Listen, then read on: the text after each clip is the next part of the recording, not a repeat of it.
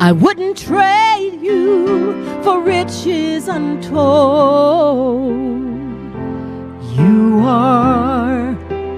You are my everything.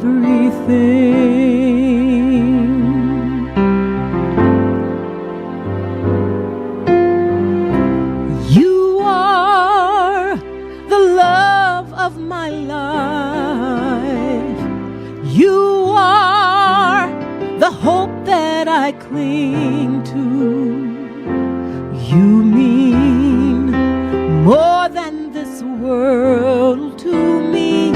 I wouldn't trade you for silver or gold. I wouldn't trade you for riches untold. You are my everything.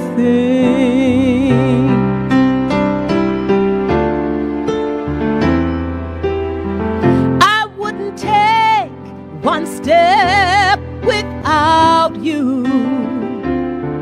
I could never go on. I wouldn't live one day without you. I don't have the strength to make it on my own. You are the love of my life, Jesus. You are the hope that I cling to. You mean more than this world to me. I wouldn't trade you for silver or gold. I wouldn't trade you for riches untold. You are my everything.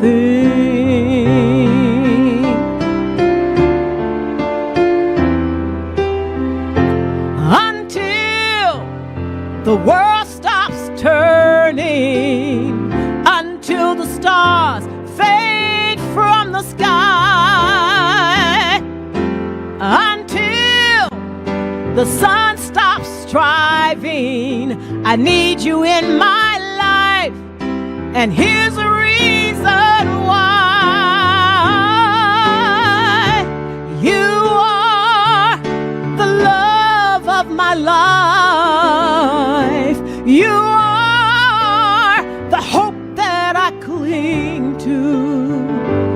You mean more than this world to me. I wouldn't trade you for silver or gold. I wouldn't trade you for riches untold. You are my everything. Jesus, you are my everything.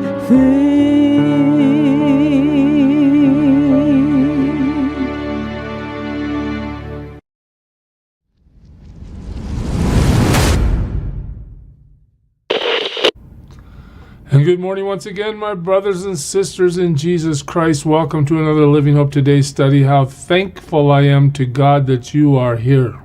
And today, we start a new book in the Old Testament, the book of Ruth. And I want to start today with a question. Have you ever had a really bad day. I'm not talking about, oh, you burnt your toast or your car wouldn't start or something like that. I'm talking about a day where the circumstances of your life changed so drastically that you thought God had abandoned you. Maybe God was judging you. Maybe life as you know it is over. Have you ever had a day where you just thought, my whole life has crumbled before my eyes? Ruth is a book that's going to teach us how to deal with that and how to persevere based on what we watch God do in this book. And I want to just say in the beginning, the Lord is mentioned very little in this book. In fact, there's no direct communication where the Lord is telling somebody, here, go do this in this book. This is just life working out as we all experience in our daily walk, right? Let's look at this. The story starts like this: in the days when the judges ruled. Okay, so stop right there. What do we know about that? Well, we know everybody does what's right in their own eyes. There's basically political chaos, moral chaos, all kinds of trouble, right? Okay, so this is when the story of Ruth is set. Okay, what happens in those days when the judges ruled? Well, there was famine in the land.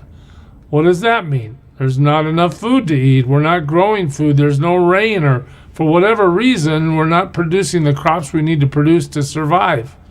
Okay, there's famine. And a man from Bethlehem of Judah, in Judah, remember that'll be important as well, Bethlehem, together with his wife and 2 sons, went to live. They went to live for a while in the country of Moab. So, okay, we got to go somewhere where there's food.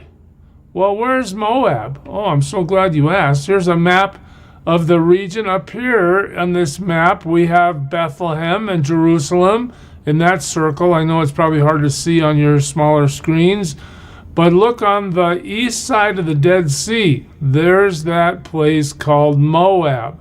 So they've basically followed that little orange line.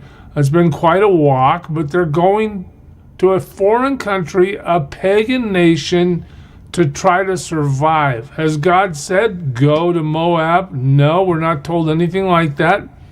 This is just a practical decision based on the fact that we can't survive if we can't eat. So let's go somewhere where there's food. All right. Is God in it? Well, so far we haven't heard anything about his working. The man's name was Elimelech. All right. Oh, so now we're going to identify the characters of the story. First, we have Elimelech. That's the husband. His wife's name is Naomi. And the names of his 2 sons were Mahlon and Chilion. They were Ephrathites from Bethlehem, Judah.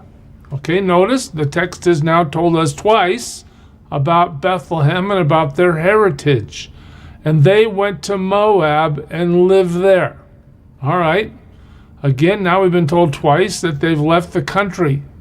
Now, Elimelech, Naomi's husband, died. Look at this, one sentence. Elimelech, you got introduced in verse 2. Verse 3, you're gone.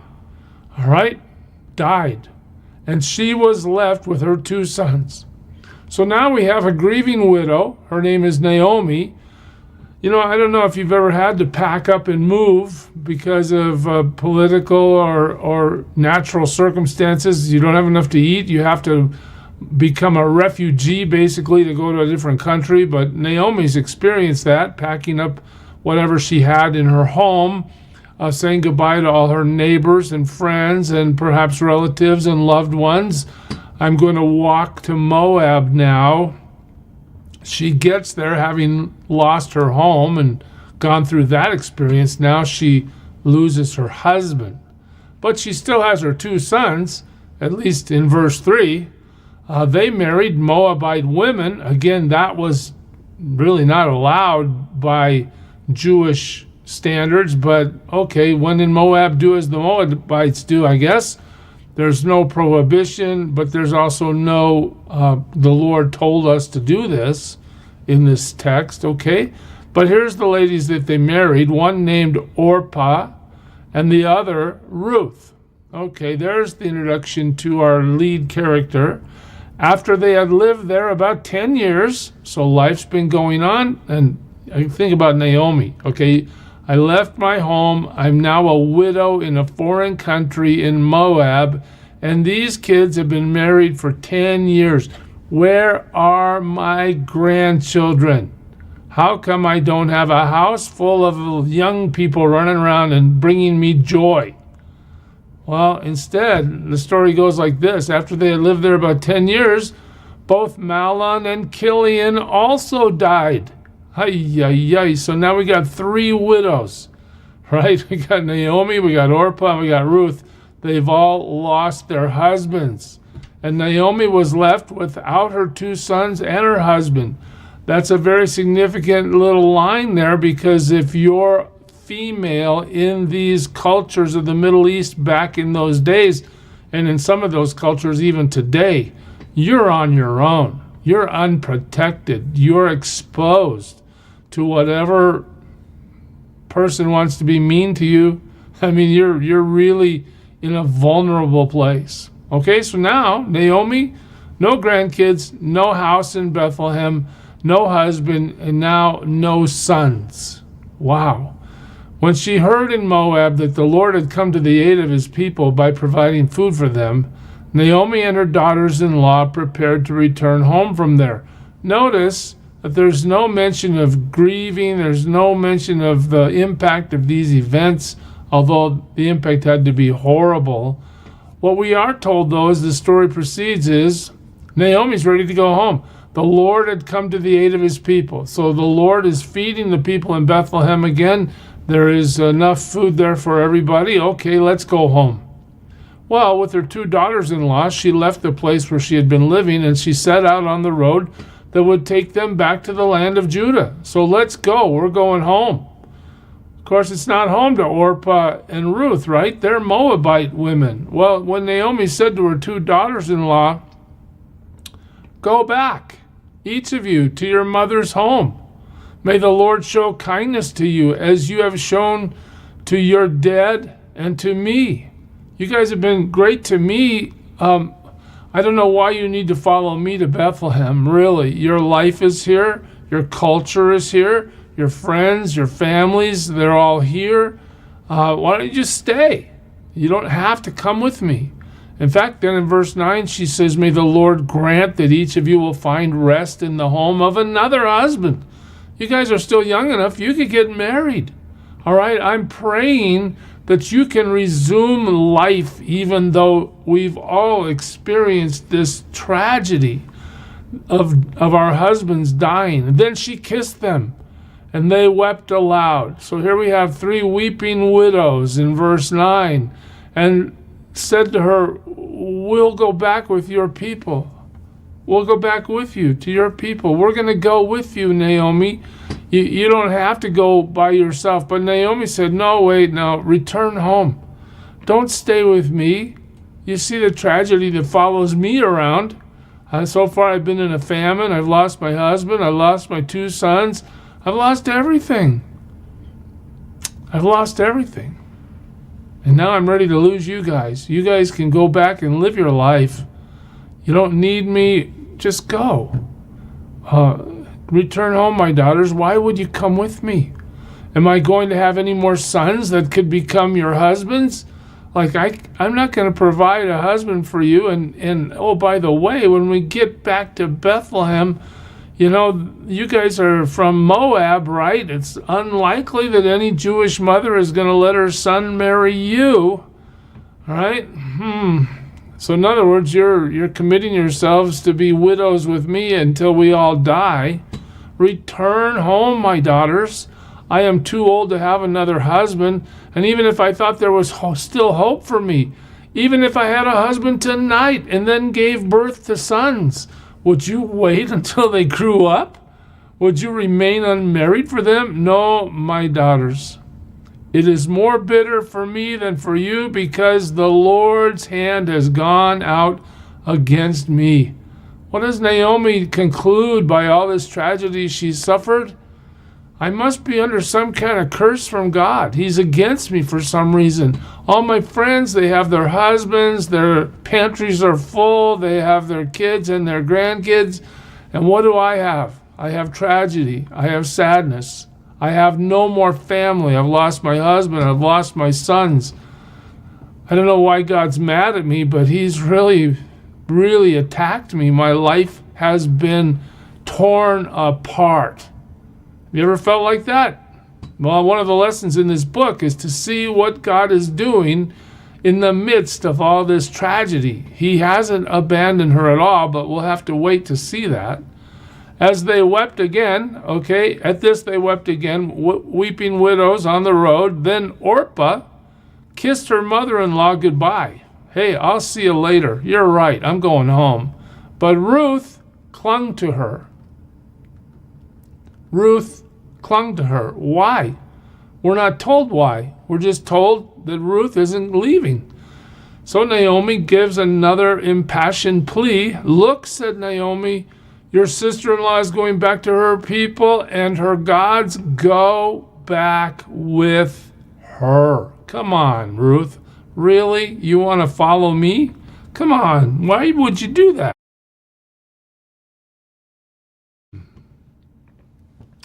Well, listen to this. This is one of the key verses in the whole book. Don't urge me to leave you or to turn back from you. Where you go, I will go. And where you stay, I will stay.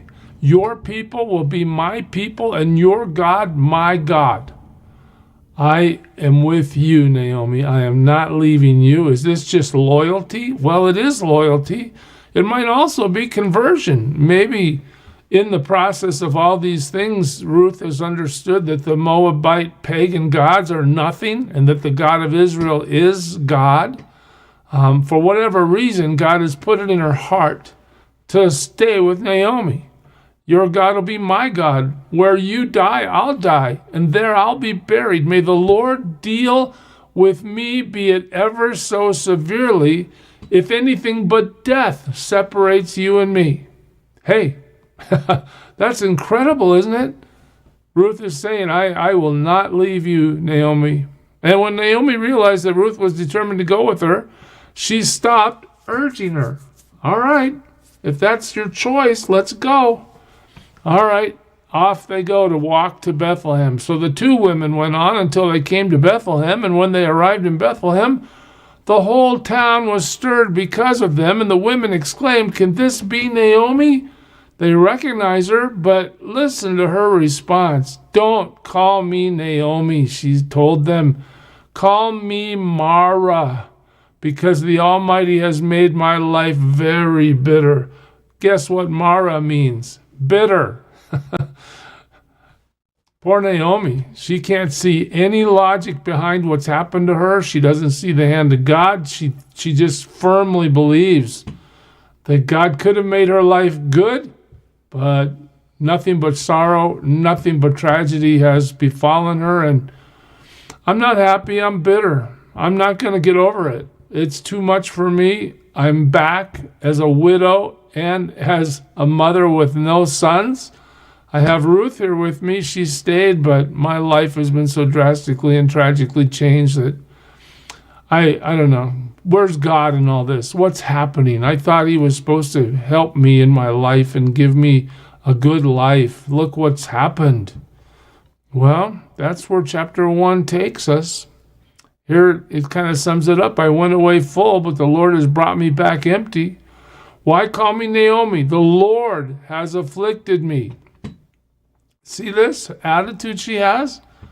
The Lord has afflicted me. The Almighty has brought misfortune upon me. God has attacked me. I don't know why, but he has. So Naomi returned from Moab, accompanied by Ruth the Moabitess, her daughter-in-law, arriving in Bethlehem as the barley harvest was beginning. That's the end of chapter 1. Tragedy, weeping widows, loss, despair, bitterness. What a tragic opening to a story. But as we know, God doesn't have to necessarily declare himself to still be moving behind the scenes. He manipulates circumstances in life for his purpose, not necessarily for our pleasure. And he's got an incredible purpose for all the tragedy that's befallen these ladies in chapter 1. We'll pick it up there next time. God bless you, church. Serve him well. Who is it who for sinners shed his blood, his glory, his glory, the first, the last, the future, the past? He is God.